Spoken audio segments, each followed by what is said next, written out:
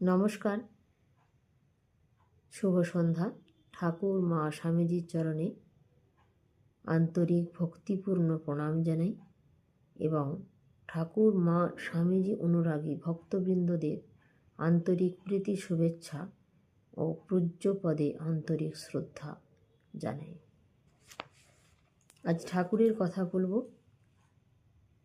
স্বামী বিবেকানন্দ বলেছেন, শ্রীরামকৃষ্ণের একটিমাত্র চাহনি মানুষের জীবনকে বদলে দিতে পারে, আর তার স্পর্শের যে কি অমোঘ ক্ষমতা তা তো তিনি নিজেই অনুভব করেছেন। মনে পড়ে হাবু দত্তের কথা। স্বামীজির খুড়তুতো ভাই, বিখ্যাত সঙ্গীত শিল্পী ছিলেন এবং এমন কোনো নেশা নেই যা তিনি করেননি, তাই তাকে আবগারি দত্তের সম্রাট বলা হতো। কিন্তু একটি নেশার আস্বাদ তখনও তিনি পাননি। সেই বন্দোবস্ত করে দিলেন স্বয়ং বিবেকানন্দ। শ্রীরামকৃষ্ণের স্পর্শের নেশা, ঈশ্বর প্রেমের নেশা।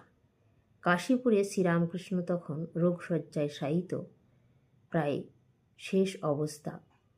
সেই সময় হাবু দত্তকে স্বামীজি রামকৃষ্ণের সান্নিধ্যে নিয়ে এসেছেন। ঠাকুর অস্বীকার করলেন, কিন্তু স্বামীজি ছাড়বেন না। যাকে নিয়ে এত কাণ্ড তিনি কিন্তু নির্বিকার, তার এসবে কোনো আগ্রহ নেই। স্বামীজির জেদাজেদিতে শেষ পর্যন্ত ঠাকুর হাবু দত্তকে একবার স্পর্শ করলেন। হাবু দত্ত বাহ্য জ্ঞান শূন্য, যেখানে যেমনভাবে ছিলেন স্থাণুবৎ সেইভাবেই বসে আছেন। অনেক সময় কেটে গেল। স্বামীজি চিন্তিত হলেন, ভাবলেন মারা গেল নাকি।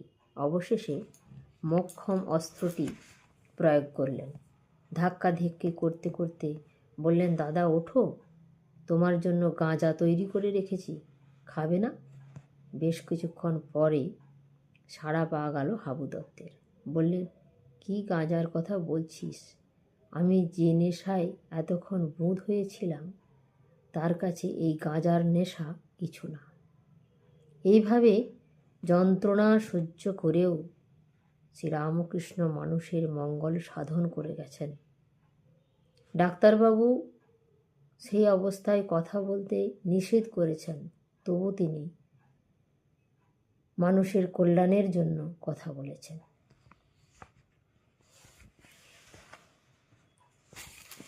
জয় ঠাকুর মা স্বামী।